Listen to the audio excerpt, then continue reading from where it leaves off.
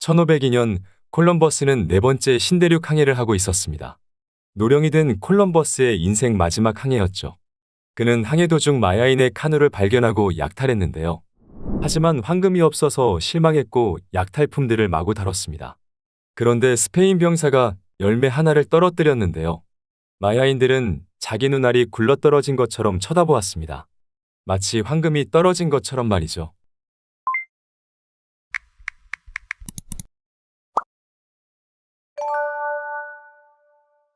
1. 인간 재물의 심장을 뛰게 한 열매. 기원전 2000년경 아마존 상류 지역에서 카카오 열매를 재배한 흔적들이 발견되었습니다. 그 후로 3500년 동안 초콜릿은 오직 남미에서만 소비되었죠. 카카오 열매의 테오브로민이라는 성분은 커피의 카페인과 같은 자양강장 효과가 있었습니다. 귀족들이 잔치할 때 기분을 좋게 해주었고 전쟁 나가는 평민들에게 용기를 주었죠. 또 테오브로민의 교감신경 흥분작용으로 심장이 매우 크게 뛰게 되는데 이는 인신공양 의식에서 인간 재물의 심장을 꺼냈을 때 더 강하게 뛰는 효과를 주었죠. 이 신성하고도 필수적인 카카오 열매는 남미 문명에서 화폐로 사용되었습니다. 콜럼버스가 카카오를 떨어뜨리자 마야인들이 놀란 것도 그 때문이었죠. 하지만 콜럼버스는 맛없는 농작물로 생각하고 4년 뒤 사망했습니다. 그런데 아즈텍을 정복하기 위해 떠난 코르테스는 달랐죠. 2. 유럽에 전래된 초콜릿. 1519년 아즈텍의 황제 몬테주마는 코르테스를 신의 사도로 착각하고 극진히 대접했습니다. 그는 왕실잔치처럼 50개의 황금단지에 카카오 열매 우린 물을 대접하였죠. 이 음료를 카카오아틀이라고 부르는데 바로 카카오의 어원입니다. 유럽인들이 최초로 초콜릿을 먹게 된 순간이었습니다. 하지만 우리가 아는 초콜릿의 맛과 달랐습니다. 본디 카카오 열매는 매우 떫고 식감도 가루씹히는 맛이 나죠. 하지만 코르테스는 기분 좋아지는 걸 느꼈고 히트 상품이 될 것이라 확신했습니다. 코르테스는 아즈텍 문명을 잔혹하게 파괴하고 엄청난 황금과 함께 카카오를 가져왔죠. 그리고 스페인에 과장되게 이 음료를 알렸는데요. 아즈텍 황제 몬테수마는 매일 50개의 황금단지에 이 음료를 가득 채워 마셔 엄청난 정력을 자랑했다고 말입니다. 거기다 설탕을 섞어 쓴맛을 개선하자 이 맛있는 최음제는 스페인 왕실을 넘어 전 유럽 상류층에 유행하죠. 카사노바는 굴과 초콜릿을 매일 먹었으며 사디즘의 어원이 되는 사드 후작 또한 초콜릿을 사랑하였습니다. 또 초콜릿은 약으로도 사용되었습니다. 초콜릿의 테오브로민 성분은 현대의학에서도 천식과 기관 질환자들에게 루틴하게 처방되는 약인데요. 그만큼 기침가래에 탁월한 효과를 보여서 전 유럽에서 약으로도 유명했죠. 현대적인 초콜릿이 등장하기 이전인 19세기까지만 해도 카카오 열매는 약국에서 판매되었습니다. 이 만능의 열매는 학명 또한 테오브로마 카카오 즉 신의 음식 카카오입니다. 3. 고급 카카오 품종들의 멸종. 현대인들이 먹는 카카오 품종은 맛이 없어서 원래 아무도 먹지 않던 품종이었습니다. 포라스테로라고 불리는 이 품종은 19세기까지만 해도 아마존 숲에 고립되어 아무에게도 사랑받지 못했죠. 유럽 사람들이 주로 먹던 카카오 품종은 에콰도르의 나시오날과 베네수엘라의 크리올로였습니다. 카카오 나무의 재배지가 점점 늘어나자 카카오 농장들은 새로운 질병들에 노출되기 시작했는데요. 새로운 전염병들이 주기적으로 나타나면 나시오날과 크리올로는 점점 더 줄어들게 되었고 특히 20세기 초 마녀빗자루병으로 최초의 카카오 품종 나시오날은 사실상 멸종됩니다. 겨우 살아남은 크리올로만이 현재 전 세계 생산량의 5%를 차지하고 있고 벨기에 초콜릿이 유명한 것 또한 여전히 이 품종을 많이 사용해서죠. 이 빈자리를 포라스테로가 빠르게 채워나갔습니다. 포라스테로는 크리올로와 나시오날의 풍미와 향에는 못 미쳤지만 질병에 강력하여 현재 전 세계 생산량의 85%를 차지하고 있습니다. 그리고 크리올로의 풍부한 향을 그나마 채워줄 크리올로와 포라스테로의 혼종 트리니타리오가 10% 정도를 차지하고 있죠. 나시오날의 멸종은 안타깝지만 포라스테로의 번영은 초콜릿의 대중화를 이끌었습니다.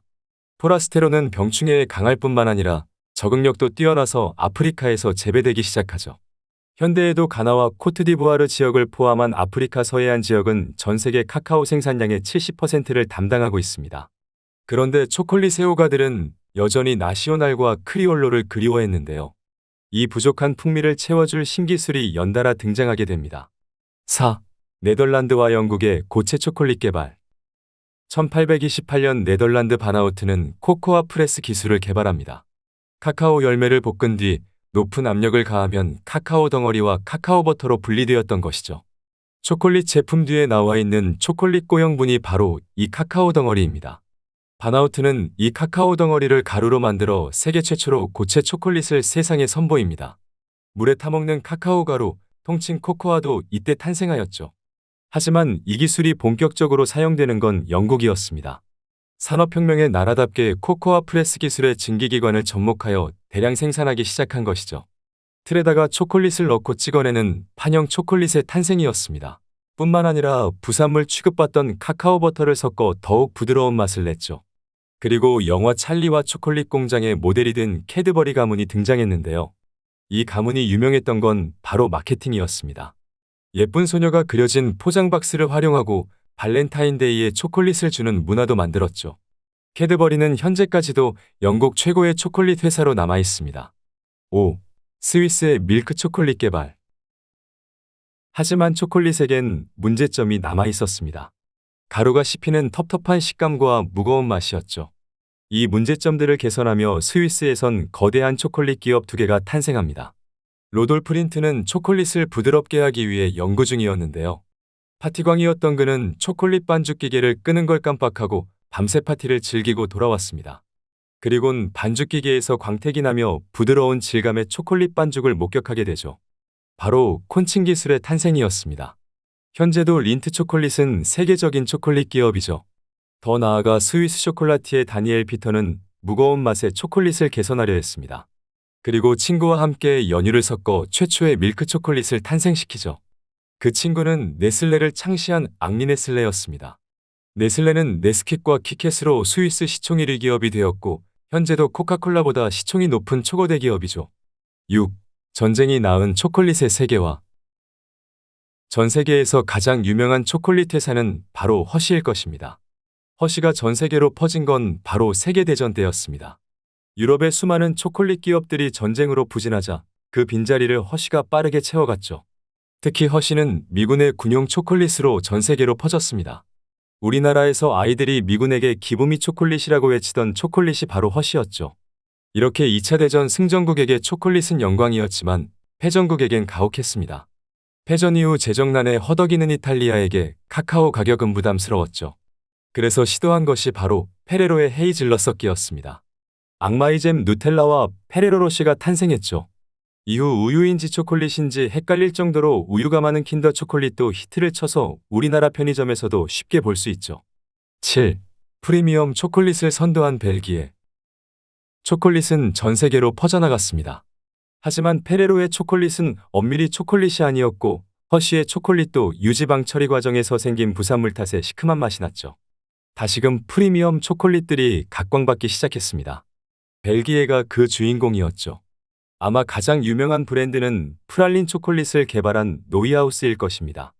프랄린 초콜릿이란 여러 가지 속재료를 채우는 한입 크기의 고급 초콜릿들이죠. 벨기에 초콜릿은 값싼 포라스테롤을 적게 쓰고 크리올로와 트리니타리오를 적극 활용하고 법적으로도 초콜릿 고형분 35% 미만은 초콜릿 명칭을 쓰지 못하게 하는 강한 법도 있습니다. 이러한 환경에서 벨기에는 초콜릿 기업들이 성장하기보단 소규모 쇼콜라티에들이 성장할 수 있었죠. 벨기에의 진정한 프리미엄 초콜릿으로 불리는 위타머, 피에르 마르콜리니 같은 브랜드들도 쇼콜라티에에서 성장했습니다. 그런데 우리나라에서 유명한 고디바 길리아는 벨기에에서 사실 유명하지 않습니다. 우리나라의 초콜릿. 2차 대전 이후 초콜릿 산업은 엄청나게 성장했습니다. 자연스레 카카오 열매를 생산하던 아프리카 서해안 국가들은 엄청난 번영을 누리게 되었죠. 특히 생산량 1위 코트디부아르의 경우엔 1970년대 사우디아라비아가 원유 생산량을 줄여 원유 가격을 결정하던 것처럼 카카오 가격을 조정하려 했는데요. 원유와 달리 보관 기간이 짧은 농작물은 그게 불가능하였고 가나와 같은 주변 국가들과 담합도 잘 되지 못했습니다. 이때 가나와 한국의 롯데제과는 연을 맺게 되는데 바로 1975년 가나 초콜릿의 탄생이죠. 롯데제과는 가나 초콜릿을 필두로 크런키, 빼빼로, 칸초, 몽쉘통통 같은 초콜릿들을 생산하고 있죠. 더 나아가 롯데제과는 고급 초콜릿에 대한 소비자의 욕구를 충족하기 위해 벨기에의 길리안을 인수합니다. 또 다른 벨기에 초콜릿 기업 고디바는 터키 기업에 인수되는데 길리안과 고디바의 공통점은 서구권보단 아시아 지역에서 막대한 수입을 올리는 브랜드들이죠. 2019년 우리나라 사모펀드 MBK 파트너스가 고디바의 아시아 태평양 지역 부문을 인수하였습니다. 상황이 이렇다 보니 우리나라에서 유명한 벨기에 초콜릿 브랜드는 고디바와 길리안이죠. 또 다이어트 식품으로 카카오 열매를 알칼리 처리까지만 한 카카오닙스가 유행하였는데요.